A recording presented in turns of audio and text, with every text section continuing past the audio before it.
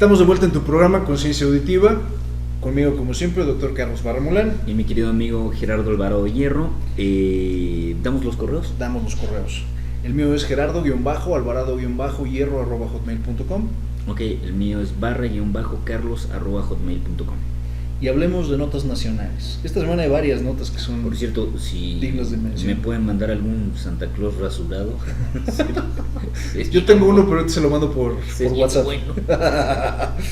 Primera, el Banco de México esta semana sumó, después de $400 millones que se subastan para mantener la liquidez del peso frente al dólar. El Banco de México ha subastado 24.455 millones de dólares en lo que va de la administración de Enrique Peña Nieto.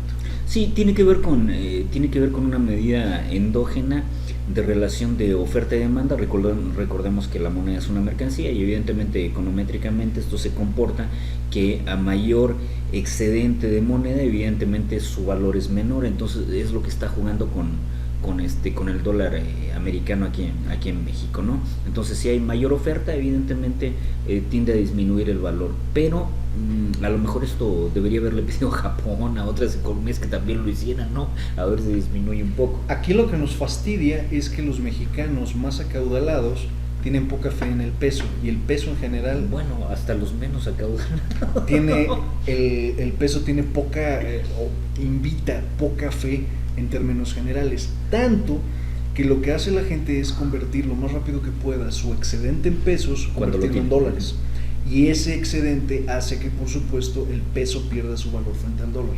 Esta semana alcanzó 17.86 como máxima, volvió a estabilizarse en 17.20 a la compra y a 16.50 a la venta. Lo que hay que decir es que se fue a la mierda, la famosa paridad de 12 pesitos por ahí, entre 12 y 13 que habíamos tenido de baneos, se fue a la mierda, ¿no? O sea, eso es la verdad. 30 y tantos % de depreciación.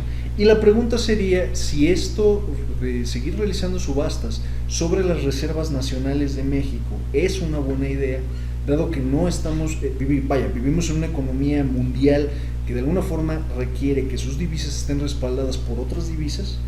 La pregunta es si seguir vendiendo nuestros dólares, seguir vendiendo las reservas es una buena idea, o dejar que simplemente la fluctuación del peso se vaya libre, que fue el caso de China.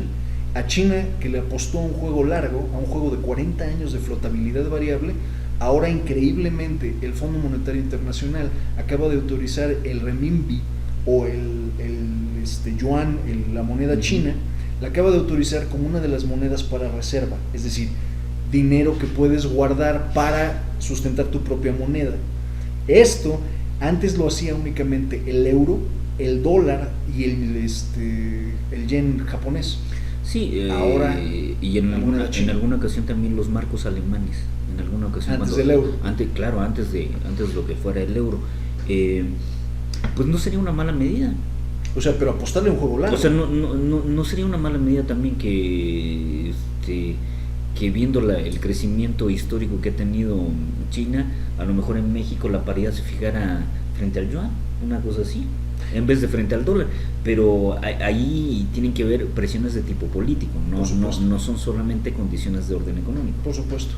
Y dejar la libre flotabilidad del peso contra el dólar nos podría dar como resultado algo como lo que vivimos ya en los 70 y en los 80. Un peso que se va a 50 pesos por un dólar, a 70, 80 pesos por un dólar. Y lo que está haciendo el gobierno mexicano, vamos a decir, moderadamente razonable, moderadamente responsable, es mantener la paridad al menos en 17, sí, sin dejar que se vaya al cielo. Queriéndolo maniatar. Si no estuvieran haciendo esto, probablemente ahorita ya estaremos en 50 pesos por dólar. Sí, ahí lo que hay que explicar es qué nos permite esto como consumo finalmente. Claro. Vivimos por ejemplo, en pesos, gastamos en dentro dólares. Dentro de las teorías monetaristas de la inflación, una de las condiciones importantes es dentro de la balanza de pagos, una de las cuentas de la balanza de pagos tiene que ver con la cuenta del turismo. Entonces, cuando uno deprecia su moneda, en el caso de los países latinoamericanos, deprecia la moneda y fortalece a una moneda extranjera, en este caso al dólar, evidentemente se supone que hay mayor arribo de remesas turísticas, y en el caso de México es un país turístico. El problema es que tenemos inseguridad, entonces de repente los mismos consulados en estados de aquí de México están advirtiendo a los turistas norteamericanos que no vayan a ciertas zonas, que si vienen tengan cuidado. Entonces lo que podría ser a lo mejor una manzana que tuviera que ver con el arribo de turistas no solo norteamericanos sino también extranjeros de Europa, finalmente provoca problemas gigantescos. Entonces esto sí habrá que considerarlo. El día de ayer también, ahora, día 11. Lo sigo diciendo, Agustín Carsten, el gordito del Banco de México, va a recibir más de $1 millón de aguinaldo. 1.156.000 pesos para ser exacto. Que no sé cuánto gastará en papel higiénico, pero me imagino que yo imagino que lo compra de forma industrial. Esta semana... ¿Te imaginas cómo ha de sufrir esa taza de baño? Sí debe de haber ahí algún problema. Esta semana se construye un blindaje VIP. La semana entrante, el día 16, los diputados de la Cámara de la Cámara de Diputados van a recibir sus aguinaldos y sus bonos. Entonces resulta ser que van a establecer un cordón de seguridad por hasta 8 manzanas para tratar de desviar la atención en qué momento reciben. Yo no sé si lo reciban en efectivo, en cheque o en qué, pero los diputados hacen que todos los 8 manzanas alrededor de la Cámara de Diputados, alrededor de San Lázaro, sean desviada a la gente para que no sepan en qué momento entran o salen los 500 diputados. ¿Y por dónde van a salir o por dónde van a entrar? Van a recibir bonos de hasta 500,000 pesos, bonos, no aguinaldo, y un aguinaldo de cerca de 750,000 pesos. O sea, por diputado, ellos se van a estar saliendo de ahí con más de $1 millón de pesos por cada fulano. ¿Cómo mayor ejemplo de la desigualdad en México no puede haber? De hecho, todavía se pone mejor. Esta semana, el día de ayer, y salen como criminales, no escondidos, bajo un retén de seguridad VIP de 8 manzanas. Esta semana yo creo que les pagan electrónico, ¿no? Yo creería. Pero ¿a poco te van a dar $500,000 pesos? Vas a salir con $500,000 pesos cabalgando. $1,5 millones, O $1,5 millones, ¿no? Cerca de $1,5 millones. Aparte, algunos reciben su ahorro de caja. Ellos tienen una caja. Tiene un porcentaje. Sí, claro, ellos tienen una caja donde pueden ir ahorrando todo el año y van a recibir todo su ahorro de caja. Qué bonito. Más su aguinaldo, más su bono. Y más un rédito sobre ese ahorro, ¿no? No creo que sea dinero líquido. Es un dinero con un réditito. Entonces me imagino que algunos van a estar cargando fuertes cantidades de efectivo. Ok, pero no hay mucha distancia con esto que tú dices, $1,5 millones van a recibir entre aguinaldo y bono. Sí. ¿Qué distancia hay entre lo que gana un obrero mexicano? ¿Cuál será su aguinaldo? Pregunto yo. ¿El obrero mexicano promedio? Claro. Nada. ¿Te gustan 3,000 varos? Menos. Ahí entran otros factores. Aquí viene una parte interesante. El día de ayer, la Comisión de los Salarios Mínimos, que a pesar de que el salario mínimo ya no es una unidad de cuenta y medida para las sanciones administrativas, para las multas y para otro tipo de servicios que provee el Estado, ahora de todas maneras el salario mínimo se tiene que determinar. Este año tiene un alza de 4.2%, lo que equivale a 2.94 pesos con respecto al año anterior. El salario mínimo general para México se convierte en 73 pesos al día. Aproximadamente. Es unificado ya, ¿no? Es unificado, sí, 73 pesos al día. Este incremento, por supuesto, representa una recuperación del 4.39% en términos de poder adquisitivo, que contra la inflación, que este año va a dar un acumulado de 5.4%, apenas está alcanzando la paridad. Seguimos teniendo pérdida con respecto al salario mínimo, ahí la inflación. O sea, todo se queda prácticamente igual. Bueno, estamos más econométricos que la chingada, pero bueno, el año fue delicado y esta etapa donde se reciben los aguinaldos, las personas tendrán que tratar de afianzar esos aguinaldos para no endeudarse, ¿no? Quien pueda utilizarlo para eso, ¿no? Y sino que las compras que hagan sean realmente compras que luzcan y no se conviertan como lo que pasa en esta estupidez del Buen Fin, ¿no? Que de repente se les hace viejo, obsoleto un objeto rápidamente y después tiene que seguirlo pagando. Entonces, en la medida que puedan no endeudarse, en esa medida también hay mayor salud para el próximo año. Efectivamente. Tenemos que Digo, si es que haya alguien que tenga capacidad de endeudamiento, ¿no? Porque de repente no... Te sorprendería saber que en México, en términos generales, se calcula que por familia hay por lo menos una persona por hogar que tiene una tarjeta de crédito bien manejada. Bien manejada. Bien ¿Qué manejada. significa bien manejado? No está endeudado hasta la ingle. Hasta el culo. O sea, finalmente... Por cierto, funciona. señores de Banamex y de otros bancos, dejen de llamarme. ¿no? Voy a pagar el 15.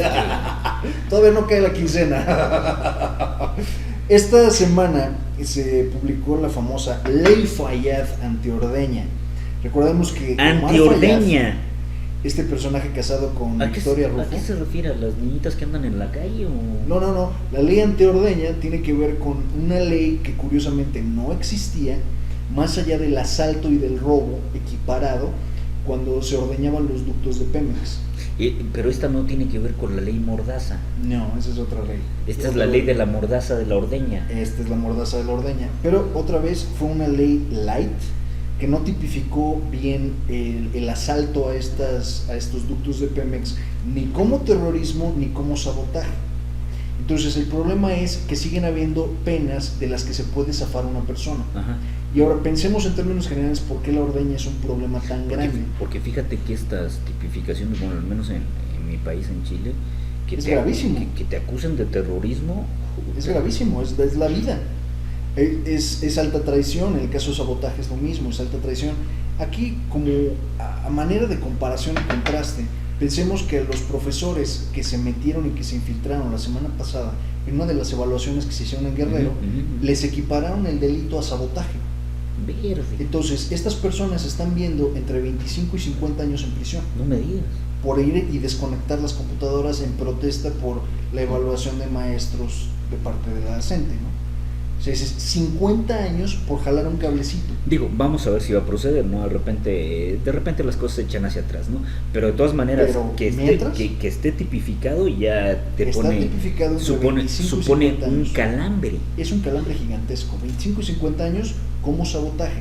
Ahora, un tipo que vaya y ordeña un ducto bajo el régimen o la ley anterior era, ¿qué tanto se ordeñó? Bueno, se ordeñaron 50 litros. Ajá. Por el volumen de la cantidad de combustible ordeñado, entonces a esta persona le tocan 7 años de cárcel, porque el valor de lo robado no excede en el número de cantidades, ese es el salario mínimo. Entonces, no es grave. Si se ordeñara un camión completo y vuelve a dejar la tapadera puesta, pues entonces hay ordeña y robo, pero no hay daño en propiedad, por así decirlo. O sea, es una ley muy amplia. El camión quedó intacto, o El el ducto quedó intacto. Esta ley fallada... Hasta lo ahora cerraron, que hace- ¿no? Dijeron, claro, la próxima semana regresamos. y volveremos. Esta ley fallada lo que hace ahora es hacer un poquito más grave la pena. Es decir, ya no te vas 7 años y pagas el monto de lo robado. Ya no tienes derecho a caución. Pero todavía no es lo más grave que pudo haber sido. Está muy activo Fayad, ¿no? Está muy activo. Está muy activo. Está desesperado por ser nombrado, irónicamente, el día de hoy. Antes de que termine el día, antes de las 4 o 5 de la tarde, vamos a saber quién es el precandidato del PRI. ¿Eso es en serio? Sí, no se suponía que era, fíjate, yo no lo sabía, estamos hablando, hoy es 12 de diciembre, yo pensaba que iba a ser en enero. Hoy se sabe quién es el precandidato. No me digas. O quiénes son los Y precandidatos. o quiénes son precandidatos. Podrían o sea, decirse, se pueden haber abrir los dos opciones. casos. En un escenario podrían decirnos, este es el candidato del PRI, y ya lo pueden anunciar. Y por otro lado pueden decir, estos son los precandidatos. ¿Y a qué hora se y supone lanzar que los se 5 o destapa 6. la olla? Antes de las 6 de la tarde del día de hoy. Antes de las 6. Baruch Hashem. Va a estar interesante. Esta semana también el presidente Enrique Peña Nieto lanzó una propuesta contra la tortura y contra la desaparición forzada. Fueron sus propuestas a la Cámara de Senadores, que después iban a ser revisadas por Cámara de Diputados. La pregunta era si eran suficientes. Y en términos generales, el Observatorio Internacional contra finalmente la desaparición forzada dice que no hay realmente voluntad política en el gobierno de Enrique Peña Nieto con respecto a esta figura de la tortura. Y lo impugnaron ampliamente. La respuesta, por supuesto, fue nula de parte de Los Pinos y simple y sencillamente Enrique Peña Nieto desde el jueves se fue a descansar. ¿Está de vacaciones? ¿Sí está de vacaciones o desapareció? ¿El presidente sale de vacaciones en este periodo o sus vacaciones son...? El presidente tiene derecho a 3 semanas de vacaciones en la época que él le dé la gana, si su agenda coincide. Y tiene que solicitar sus vacaciones a la Cámara de Diputados. La Cámara de Diputados lo aprueba y entonces puede pedir, si él toma 1 o 2 días, él los puede tomar sin permiso. Pero si toma más de 2 días o sale del país, tiene que pedir permiso a la Cámara de Diputados. Ya, porque por ejemplo en Estados Unidos es increíble, pero el presidente tiene muchas vacaciones, ¿no? El presidente tiene 8 semanas sí, ¿no? al año. Es bastante, ¿no? Y las distribuye ahí y unilateralmente y como él quiera. El presidente determina su agenda completa. O sea, solamente da una especie de aviso. Solo avisa. Esta semana el presidente de Estados Unidos no opera. Y lo que hace el presidente de Estados Unidos es únicamente avisar al Congreso cuando va a salir del país. Y si llega a salir del país por motivo de vacaciones, el servicio secreto tiene que ir una semana de anticipación a asegurar y acordonar todo. De hecho, o sea, es como con los diputados de aquí. Es un privilegio que los presidentes de Estados Unidos generalmente no ejercen. O sea, ningún presidente desde los últimos 200 años en Estados Unidos se ha ido de vacaciones fuera de su propio país mientras está en la oficina. Ninguno. Recordemos a Bush hijo, que se iba de vacaciones a Texas. A su rancho. Y se iba a tirar, a se su iba a hacer rancho, cosas deportivas. Lo mismo para todos los presidentes. Se van a sus propias propiedades, se van a Campo David. Y era malo, ¿no? Era malo para tirar y era malo para el golf, ¿no? Era malo para el golf, era bueno para tirar. Era bueno para tirar. Muy bueno para tirar. Pero... También volaba aviones. La cara de idiota no la tenía.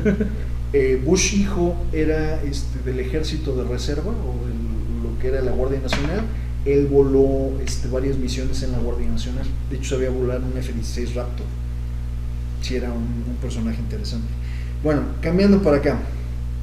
Esta semana Arely Gómez se negó a comentar sobre la orden de aprehensión que hubiera solicitado en un momento dado la FEPADE, que cierta juez negó sobre Arturo Escobar. Y ahora Arturo Escobar le pide una disculpa pública tanto a la FEPADE como a la PGR como a la Comisión de Derechos Humanos. Y las cosas quedan ahí. Y las cosas quedan ahí. En impasse. Nadie ha declarado absolutamente nada, no hay ratificación sobre si va a volver a emitir la orden de aprehensión, sobre si la van a impugnar. Nadie ha dicho nada. Broso hizo la burla el miércoles o el jueves, hace la burla que dice, bueno, lo único que nos faltaba es que Arturo Escobar regresara a su cargo otra vez a Secretaría de Gobernación. Pues eso es lo último que sería la burla. Pero no creo, ¿no? Tampoco se ve improbable. Ya o en sea, este punto... No está ni inhabilitado ni nada. No estaba inhabilitado. No, él pues pidió entonces, desprenderse de la oficina en tanto se resolviera para que se hiciera la investigación. Pero no ha concluido investigación, nadie se ha pronunciado, no se le puede mandar llamar, el señor está en su casa rascándose la panza y cobrando lo que cobraría en Secretaría de Gobernación. Increíble. Esta semana... Vean como si a Santa Claus llega a algunos y le da su Navidad antes y a otros nos la quita. Esta semana también se creó la Secretaría de Cultura y la pregunta que tenemos todos es... claro. ¿Qué diablos va a hacer la Secretaría de Cultura? Tener a Sari Bermúdez ahí a la cabrona. ¿Por qué? O al de Teresa o alguien así, ¿no? Porque... O sea, ¿qué va a difundir? ¿Cómo lo va a difundir? ¿Cuál es su estructura? Conaculta se manifestó para decir que esto era absurdo. Sí, no. El nuevo rector de la UNAM dijo que era completamente absurdo. Dicho de paso, nos cayó bien el rector de la UNAM, el nuevo rector. Sí. Viene crítico, viene agudo, viene filoso, viene con ganas de criticar al gobierno. Hace una mención este miércoles, me parece, sobre la reforma educativa y afirma que más allá de una serie de reorganizaciones burocráticas, no existe reforma educativa en México. Me pareció excelente, muy fuertes palabras. Un hombre muy culto, muy interesante. Y Emilio Choife todavía con sus huestes dijo, qué poca madre. Estuvo muy interesante. Aurelio Nuño mejor no habló. No dijo nada, no pudo decir nada. La creación de esta Secretaría de Cultura va a demandar o va a tener que pedir cerca de 400 millones de pesos al año en términos de presupuesto. Pero nadie sabe cuáles son sus funciones, nadie sabe cómo va a promover la cultura. No me parece que deba estar presente. La última vez que hubo algo así lo tenía Vasconcelos, eran los años 20, y fue cuando hacía estas brigadas culturales en México.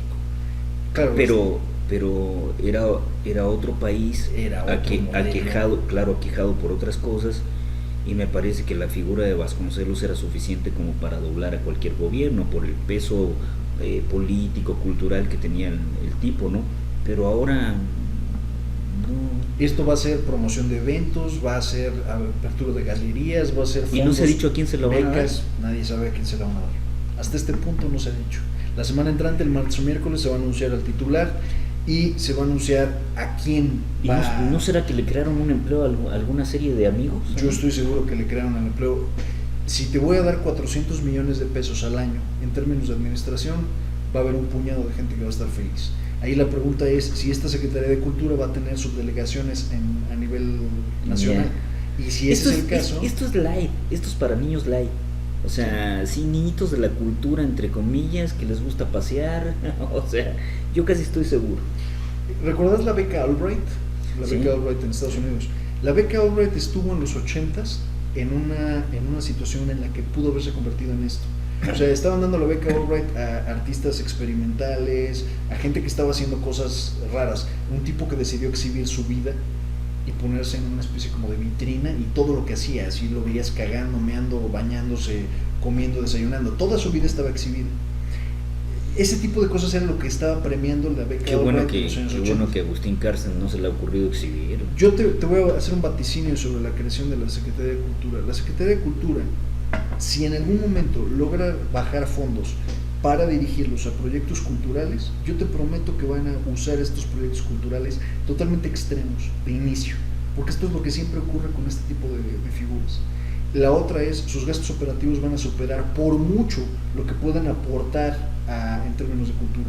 Y la otra es, esta palabra mágica, cultura, puede ser lo que quiera que ellos quieran que sea. Claro, porque le cabe todo, cabe todo. Es polisémico. Todo. Es polisémico, al rato vamos a ver Es decir, tiene muchos significados. Claro. Le cabe todo. Entonces es algo muy triste, muy complicado. Veamos qué pasa después.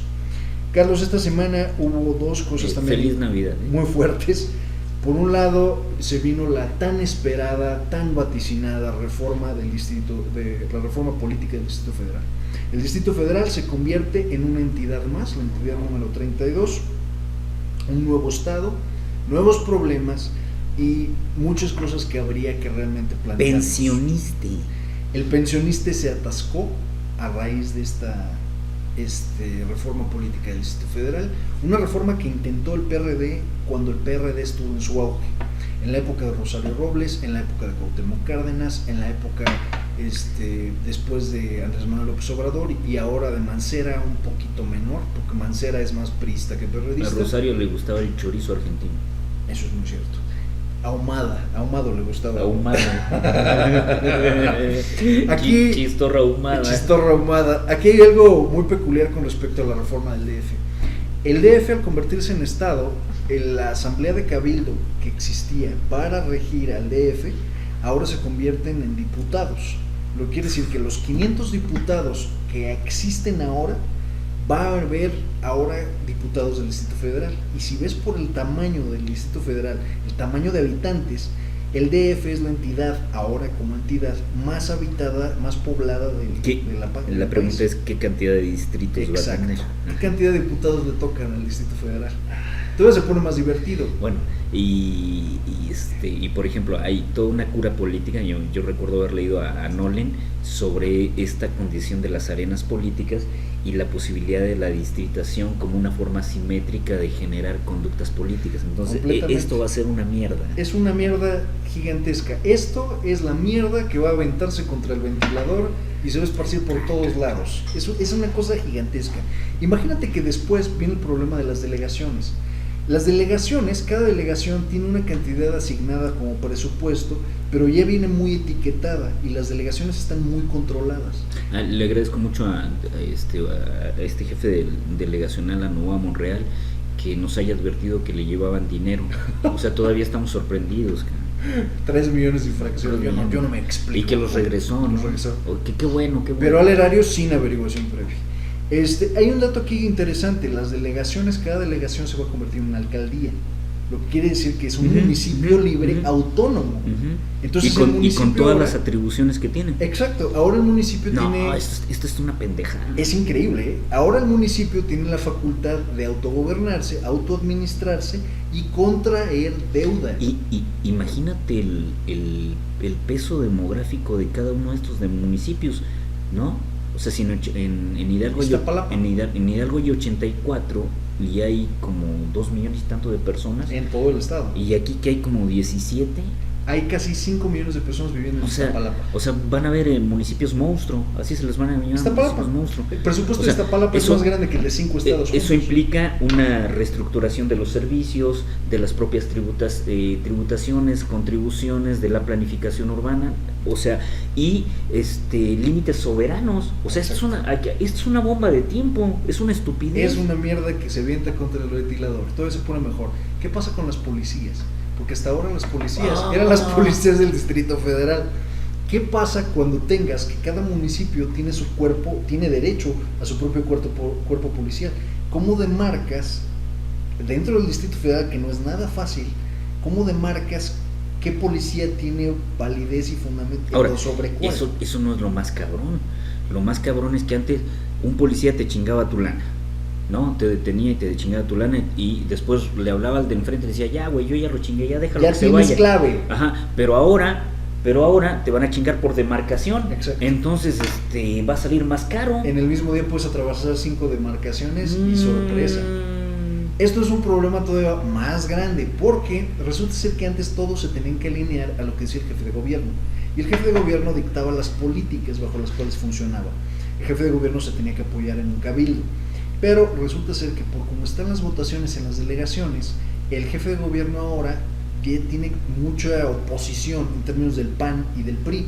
El PAN y el PRI rigen prácticamente el cabildo, o el equivalente a la asamblea de representantes del Distrito Federal, Claro. y estos son los que están impulsando la reforma. La reforma está impulsada por el PRI y por el PAN para poderse ellos ganar el nuevo estado, y es muy altamente probable que se lo gane el PRI por cómo está planteadas las cosas. Mancera muy probablemente va a convertirse en un priista terminada su gestión, ya está en buen camino para lograrlo. No, es un güey sin pena ni gloria, o sea, no. Sus índices de aprobación están por los suelos. A la gente ni le gustó, ni le perjudicó, ni le interesó Sino todo lo la contrario. reforma del Distrito Federal, y esto es una bomba y una papa caliente, porque estos van a ser problemas, van a ser gastos, Sí. van a ser que el constituyente tenga que reunirse y crear una constitución para el nuevo estado, el Distrito Federal. Y ese nuevo estado, con esa nueva constitución, va a tener que diseñarse todavía desde cero, todo, un constituyente nuevo. Y las reglas las van a poner Por favor, el PRI y el PAN. no pongan parquímetros como aquí, ¿no? Esto va a ser un verdadero desborde. Junto con esto, Y cada vez estamos mejor. tenemos que esta semana Lucía Piña y Javier Lainez, ambos procuradores de distintos estados, van a ser los nuevos ministros de la Suprema Corte de Justicia. Estos eran los ministros que propuso Peña Nieto, eran los ministros priistas, por así decirlo. ¿Te acuerdas cuando llevaron a este tipo, se me fue, que era como operador político de Peña? Claro. Es que se me fue el Que lo nombre. rebotaron en medio. Exacto. Entonces no sé si ahora esto afianza el poder del presidente, no sé. Vamos a decir que esta gente tiene los mínimos requisitos, son licenciados en Derecho, han ocupado cargos públicos, pero Ujú. no son la gente que tú buscarías para la Suprema Corte de Justicia. Sí, porque no solamente se trata de tener un cargo público, sino de conducir la Suprema Corte de Justicia. Y la Suprema Corte de Justicia es el poder judicial, es quien interpreta finalmente la ley, quien interpreta la intencionalidad de la ley y los alcances de la ley. No es una cosa menor, es uno de los poderes de la federación, y lo acabamos de abaratar mucho. Lucía y Javier, con todo el debido respeto, de inicio no corrieron en el perfil. ¿Ah, no? Yo creo que lo que les falta a los dos es gravitas. No, yo esto no los conozco, no los he escuchado en mi vida. Estuve viendo los currículos de ambos, y los dos tienen un currículo, como vamos a decir, se graduaron en el 90 y fracción. trabajan en varios carguitos públicos. O sea que son relativamente jóvenes. Son jóvenes. Para el son cargo gente también. De 40 y tantos años. Ah, ya, ok. O sea, yo creo Digo que no se trata de ser viejo tampoco, ¿no? Sino que... Quizá no, pero estamos hablando de que otra vez, el cargo de ministro de la Suprema Corte es un cargo que debe durar 15 años. Yo siempre veía a los ministros de la Suprema Corte como viejos, ¿no? O sea, Sabios. Sí. Pero otra vez, la palabra para algo así es gravitas. Sapiens. Gravitas, o sea, que alguien que tenga sustancia, que sirva, que sea legítimo nada más de verlo. Y estos son muy jóvenes, me parece que acabamos de malbaratar la Suprema Corte y se ve mucho esto, lo mismo que estoy mencionando. ¿Cuántos ministros la integran? 11. En el comentario o sea que hace... Que esto significa cerca del 17%, 18% del peso de los ministros. Ahora, imagínate esto, ya había otros 2 ministros que también metió Peña, o sea, Peña en este punto, el priismo en este punto, O sea, nada más de lo que nos podemos dar cuenta, tiene 4 ministros priistas de hueso colorado metidos en la Suprema Corte, más los otros 4 que ya sabemos que son. un momento, por favor. Entonces, tenemos finalmente que el ministro presidente que sale, Luis María Aguilar Morales, hace un discurso, yo creo que bastante fuerte, y se lo hace como bienvenida a los nuevos 2 ministros que ya fueron ratificados por el Senado, y al mismo tiempo lo hace como una advertencia. Habla de corrupción, habla de favoritismo, habla de partidismo y habla de imparcialidad, de labor, de ética, etcétera. Fue un mensaje sumamente dirigido a los nuevos ministros. Fue un no se vendan. O sea, esto no es para venta. La Comisión Federal para la Protección de Riesgos Sanitarios, la COFEPRIS, emite 4 permisos que no existían en México porque nadie lo había intentado nunca. 4 permisos que se inventaron en la forma de licencias, muy parecidos a las licencias de conducir o una cosa por el estilo. Licencias que le expide a las 4 personas que ganaron el amparo y que ahora pueden consumir legalmente, transportar, producir, no vender, nada más transportar, consumir y producir marihuana para usos recreativos. Tienen una macetita, tienen derecho a tener su macetita y el cáñamo y a fumarlo dentro de su casa. La única prohibición, la única restricción que se inventaron al reverso de la credencial esta fue que no se puede consumir públicamente a menos que sea con consentimiento expreso, lo que quiera que eso signifique, de las personas que hay alrededor. O sea, no puedes consumir esto en la calle. Si vas a hacer la comida y dices, ¿me puedo echar un churro? ¿Me puedo echar un churro? Y nadie contesta, mamá. Bueno, no, porque eso es tácito, no expreso. Tendría que ser expreso. Es expreso. Es expreso, consentimiento expreso y manifiesto. Entonces tendría que ser esa parte. Entonces, bueno, esta semana la COFEPRIS, que se había hecho los que no habían oído. ¿Y pueden pasar el cigarro? Pueden pasárselo entre ellos. O sea, no, pero a otro que te diga, quiero de... No pueden compartir. Es para uso exclusivamente personal, en un lugar privado y solamente mediante el consentimiento. Oye, la desfachatez de un cabrón, estaba yo dando clases y me dice, no se lo puedo decir más claro, dice, me voy a porrear. Y se salió. Bueno, al menos fue sincero. Que te vaya bien. Buena suerte, hermano. Oh, está tremendo.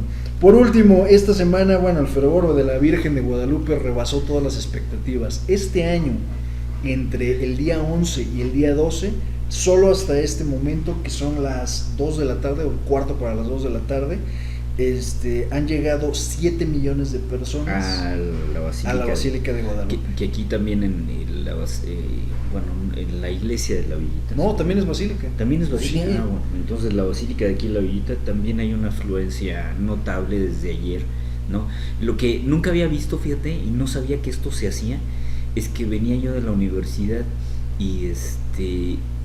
y vi muchas patrullas, de repente veo muchas patrullas y dije, un accidente, ¿no? Y no, era la peregrinación de los policías. Sí. Iban caminando, pero iban súper escoltados, ¿no? Eran como, no sé si unos 30 y iban con llevando a la Virgen y todo el rollo. Es increíble. Recordemos que marianos o guadalupanos. Y por ejemplo, cuando hacen estos actos de corrupción que suelen hacer, ¿la Virgen los ve o no los ve? Hay una iconografía. ¿Te acuerdas de estos exvotos? Las imágenes que son pintadas y que se ponen afuera de las iglesias. Bueno, había un exvoto que me pareció fantástico, donde un hombre decía, Virgencita de Guadalupe, que no me muerde el policía, y si me muerde, que el dinero que me mordió verdaderamente sea para él y no para su jefe. Y estaba un sujeto entregando un billete de 100 pesos con un policía recibiéndolo. Creo que la religión católica permite estos espacios de justificar actos que son notoriamente insalubres en aras de un bien más grande. Superior.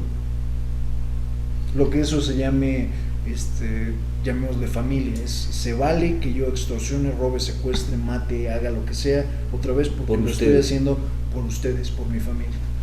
Creo que la religión católica en ese sentido permite ese tipo de apreciaciones. Ambos trabajamos en una escuela de inspiración católica y dices, muchas de las acciones de los líderes de estas escuelas se ven así, o sea, el fin justifica los medios. La religión no es ajena ni es realmente antagónica a este término. El fin sí justifica los medios, y creo que filosóficamente se permite porque finalmente son 10 mandamientos, no los 887 que debería de existir, y de esos 10 mandamientos son muy imprecisos y abiertos a mucha interpretación. Cuando la interpretación se abre tan grande, la moral es también igualmente tan amplia. Cuando las reglas son tan laxas, entonces nos podemos meter al mismo esquema del que platicábamos, postmodernista, de esta apología del crimen, ¿no? O sea, y todo se vale. Entonces creo que sí, creo que esto es una característica triste de nuestra religión, que es muy amplia, muy ambiguo en términos de reglas, y bueno, ¿qué decir?